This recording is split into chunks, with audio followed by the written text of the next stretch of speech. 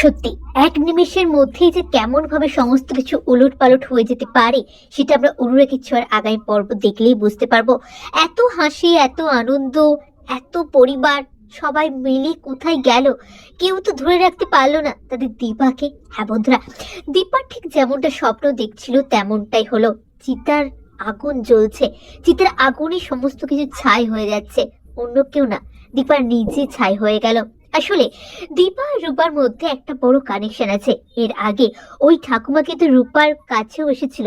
রূপা যখন ছোট ছিল, যখন বন্যার জলে ভেসে গিয়েছিল, ওই ঠাকুমা এসে আগে বলেছিল, ভবিষ্যৎবাণী করেছিল এক প্রকার। আর এবারেও করলো, দীপাকে সে বললো সমস্ত কিছু পুড়ে ছাই হয়ে যাবে।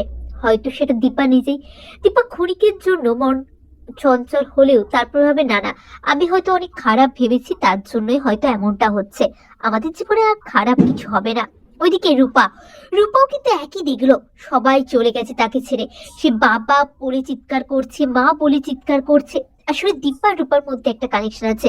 ওদের দুজনের থট প্রসেসও অনেকটা একা, একই রকমের। দুজনে একই রকম স্বপ্ন দেখে। এটা কিন্তু সোনা বুঝতে পারলো যে ওদের দুজনের কিছু তো একটা হয়েছে, আর সেটা আমাকে জানতে হবে।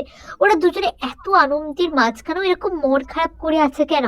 কিন্তু সমস্ত কিছু জানা বোঝার হয়তো আর সময় নেই। সময়টা সত্যি আমাদের হাতে খুব কম।